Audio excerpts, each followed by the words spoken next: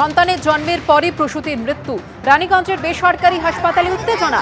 হাসপাতালের সামনে 60 নম্বর জাতীয় সড়ক অবরোধ করে বিক্ষোভ। পরিস্থিতি নিয়ন্ত্রণে আনতে বেগ পেতে হয় পুলিশকে। মৃতের পরিবারের সঙ্গে আলোচনা হাসপাতাল কর্তৃপক্ষের। সদ্যজাতের 6 মাসের চিকিৎসা ও প্রতিপালনের দায়িত্ব নিয়েছে হাসপাতাল কর্তৃপক্ষ।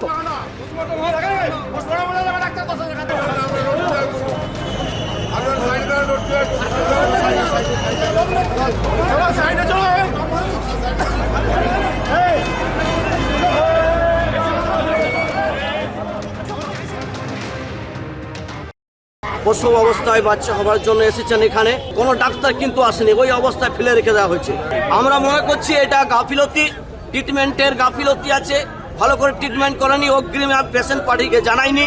আমরা চাই ওই যে বাচ্চাটা জন্মগ্রহণ করেছে তার ভবিষ্যৎ, তার পড়াশোনার সমস্ত দাবি নিয়ে আমরা ডক্টর সাথে কথা বলছি।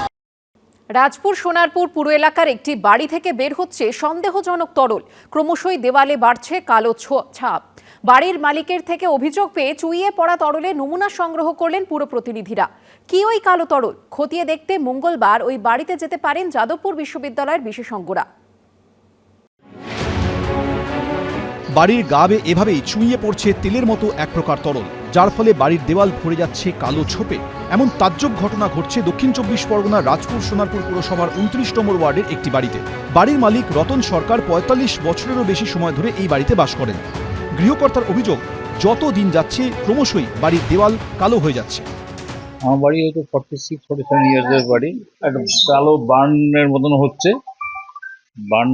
এটা কি থেকে হচ্ছে আমরা বুঝতে পারছি না।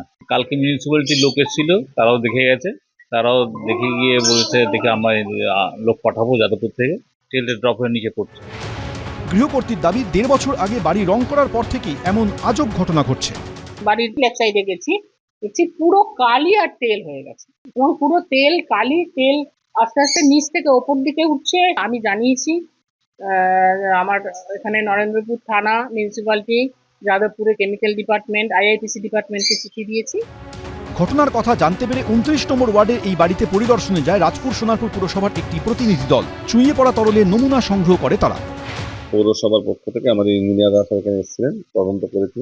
বিষয়টা খুবই স্পর্শকাতর এবং সেই কারণে আমরা ওই যাদবপুরের জিওলজিক্যালের ডিপার্টমেন্টে আমরা পাঠিয়েছি, বড় একটা খবরটা দিয়েছিলাম। তা ওরা বলেছেন আগামী মঙ্গলবার আসবেন সেটা দেখার জন্য। আমরা আশা করবো বিষয়টাকে আমরা সমাধান করতে পারবো। বাড়ির দেওয়ালে এই কালো তরলের রহস্য কি? এটা কি খনিজ তেল নাকি অন্য কিছু? স্থানীয়ভাবে আমি যা দেখলাম টেস্ট করেও, যে অতটা দাহ্য নয়, দাহ্যতার মাত্রায় খুব বিপদ নেই। 50-60 বছর আগে ওই জায়গাগুলোতে হয়তো ইন্ডাস্ট্রিয়াল ওয়েস্ট হোক, মিউনিসিপ্যাল ওয়েস্ট হোক, যদি ডাম্পিং গ্রাউন্ড হিসাবে থেকে থাকে, অনেক সময় সেই ধরনের ডাম্পিং গ্রাউন্ডে ওই ধরনের পরিত্যক্ত ফ্লুইডও রাখা থাকে, তার কন্টেনারও থাকতে পারে।